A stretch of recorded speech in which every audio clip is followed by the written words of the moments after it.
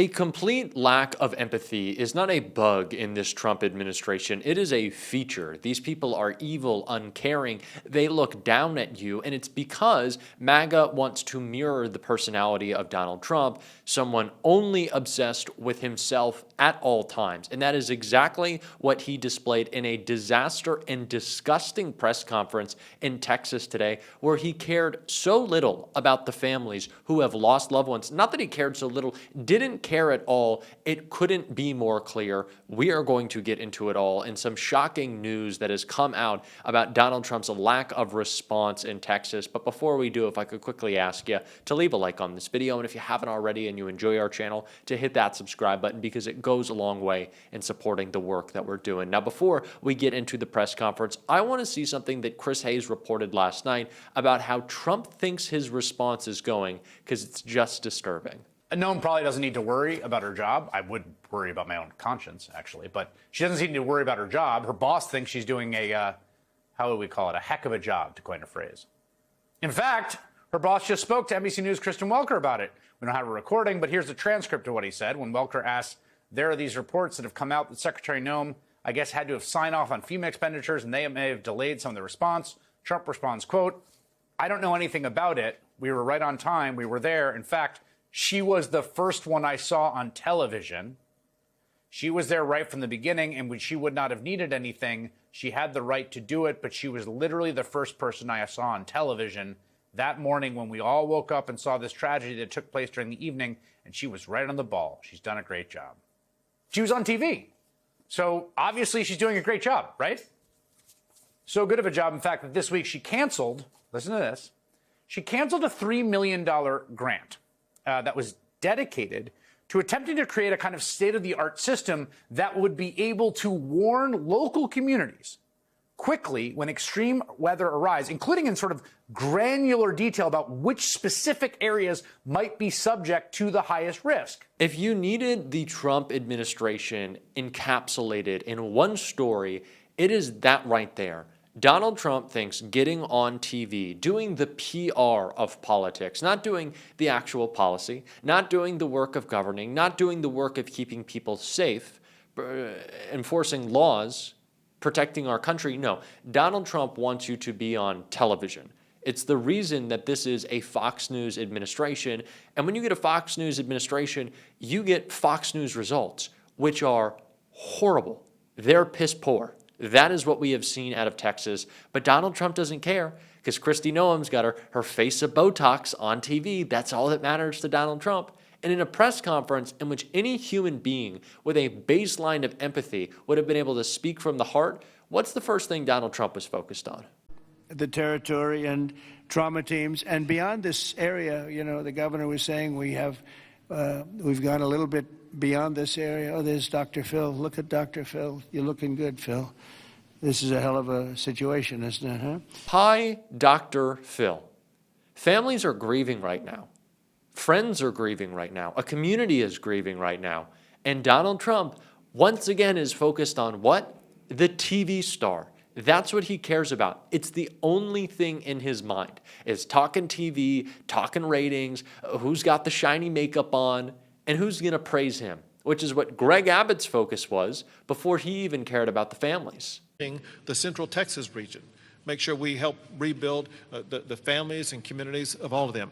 But we would not have been able to do that the way that we have had it not been for you, your commitment to Texas. I know you love Texas, and Texas loves you.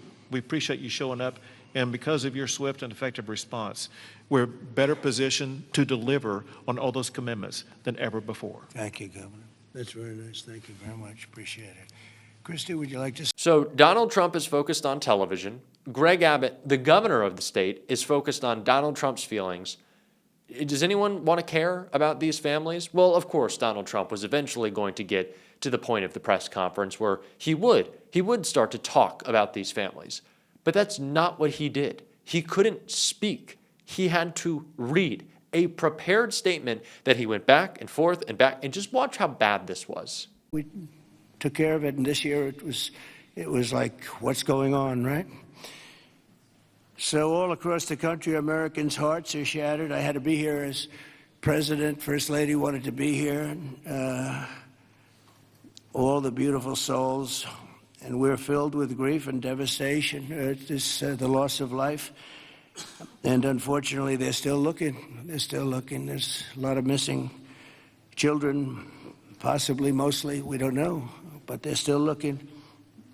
And they'll find everybody, but it's not an easy thing. You would think it would be easy. It's very tough. I looked at what they're going through, what they have to do. But Did you catch how Donald Trump said, I had to be here as president? And then he says, Melania wanted to come, but he said, I had to be here. He can't speak about a tragedy because he doesn't care. He has to read the prepared statement. He has to go, oh, I guess we're sorry for the families. And look, it's Dr. Phil, and we did such a great job. And okay, back to the statement. And there's still people who are out there. They probably voted for us. They love Trump, don't they? They say they love Trump. It's like he can't speak to a tragedy because he doesn't care. He was struggling to keep his focus on families who have lost their children because he is so depraved. Is that not humiliating? That's our president? Really? Joe Biden was a man with empathy. Barack Obama was a man with empathy. Do you think Barack Obama needed a cue card when he sung Amazing Grace? Did he need someone to set that up for him? Did he need someone to praise him after when he tried to heal the broken hearts across our country? Donald Trump needs a written statement to understand what grief is. That's embarrassing. And what's just as embarrassing is what Greg Abbott, the governor of Texas, who isn't just focused on praising Trump and kissing his ass, but is also now trying to steal an election in a special session, redistrict Texas in the middle of the decade, something that's never done because he knows how unpopular MAGA is, and he knows how unpopular he is right now. And I talked to a candidate for Congress in Isaiah Martin about that, and I want to take a look at what he had to say about this heinous effort. You're going to want to stick around to the end. And to join me to talk about the worst governor in America and Greg Abbott is Isaiah Martin, a candidate for Congress in Texas's historic 18th district. And Isaiah, you are facing a challenge now from a governor who should be, instead of worrying about stealing an election for Donald Trump as he becomes more unpopular than ever, focusing on the tragedy in his state. Can you talk about why Greg Abbott is ignoring the job he is supposed to do in search of stealing congressional seats for Republicans? Well, first off, Jack, thanks so much for having me. I mean, this is what Republicans do. They don't care about this country. Every single thing that happens in America, all they do is seek to deflect blame and to find new ways to go and gain more power for themselves. I mean, look at what happened in Kirk County. It is absolutely horrific. So many people lost their lives. So many children at Camp Mystic lost their lives. And instead of dealing with the fact that for 3 times, Kirk County, the county that was affected by that, had asked for additional sirens, instead of using our state's $26 billion surplus to go forward and address that, Greg Abbott's now coming after me in my district. It's amazing how that works. Now he's so interested in trying to change the lines in our district and a couple others because he knows that Democrats are ready to fight back. We're fed up. We're tired of the foolishness. We want somebody with a spine and a backbone. And that's why I've been running for the United States Congress, because ultimately, yes, I unapologetically say that we need to demand a full-scale congressional investigation and accountability in terms of the DOGE cuts into NOAA, the National Weather Service, and so many other things that happen as well. Yes, we need to be talking about guaranteeing healthcare across the country. And yes, we need to be talking about how we can make America more affordable. And if that terrifies Republicans, then so be it. And I'm not going to stop being the person that I am and the candidate that I am because Greg Abbott and everybody else wants to try to change the lines in our district. Yeah, and Isaiah, this isn't the only time where Abbott has just been trying to play politics with this special election. He could have scheduled it a lot earlier. Right now, your constituents aren't being represented in Congress, so their tax dollars aren't getting them what they constitutionally deserve, right, in a representative in the Congress. And so now he has taken it a step further, not just delaying this election, because Republicans do not want another Democrat in the House right now, considering how slim the margins are. But he's also calling this special session. Can you expand upon what's happening in Texas, what Abbott is trying to do with these districts right now? Absolutely. So, I mean, think about the big ripoff bill When it first passed the House the first time, passed by one vote. Mm-hmm. And it is because we have so many vacancies in the House as it is. And so had this election been where I originally was calling for it to be back in June or in May, we would have been able to go forward and block that piece of legislation. Mm-hmm. And they know that Republican members of Congress are getting more and more nervous to vote for the legislation that they try to go ram through. So Yeah. because of that, they don't want another Democrat in the House. And that's why they're trying to do everything they could to delay this election as it is. But I think what's more insane about this whole redistricting thing is that they know very clearly they have no answers for the American people. They have none. They got into office and made these massive promises, and all they've done is consistently make life more unaffordable for people and give $1 trillion of tax breaks to the richest people in society. They know that. Mm-hmm. And so because of that, they don't want to be able to answer those questions and be able to talk about what's an agenda that actually helps the people of this country. And it's pretty shameful. Yeah, it is. And we usually see this redistricting happen at the beginning of a decade where we see congressional maps change, electoral votes reallocated, states are going to be getting more representation in Congress. It's very weird, it's very strange, it's very wrong to be doing it right now as Greg Abbott is. Can you talk about the chance of this actually moving forward successfully, this effort by Abbott to rearrange the map to make sure that as many Republicans can win as possible as Donald Trump is facing down potentially a midterm in which he will lose more seats than he did in 2018 in the Congress? Well, because of Greg Abbott, and the Texas state legislature is overwhelmingly Republican. Mm-hmm. It does look like that's probably something that they're actually going to be able to pass through. But here's the deal. We don't have to sit back and say, wow, we're in trouble. What do we do? I think it's time for us to actually go forward and fight back. The last few weeks, I've been talking about something called Operation Get Back, in which blue states should get rid of their independent redistricting committees as they are. They're created with the best of intentions because I, as well as millions of Americans, don't like gerrymandering. No. But at the end of the day, we have to understand that Republicans are not following this moral high ground playbook. Yeah. They just simply are not. So I've been calling for blue states to gerrymander Republican states the exact same way they do us because we have the population advantage. When we do that, that's how we can effectively ensure that they won't be able to win the House for a very long time again. And when faced with that prospect, that's how we force them into supporting legislation to ban partisan gerrymandering in all 50 states across the country, not just in blue states, but every single state across the country.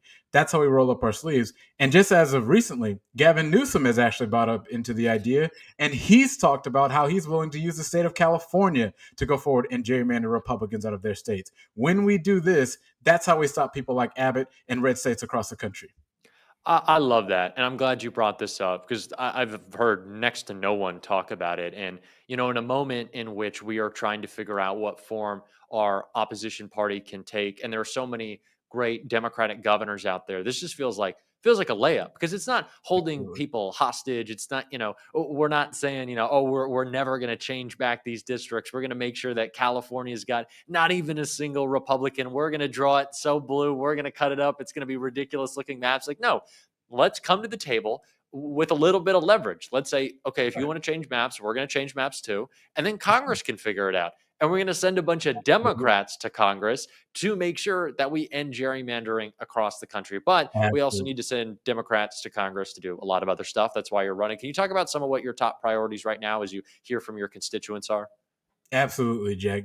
Everybody's talking about the cost of living.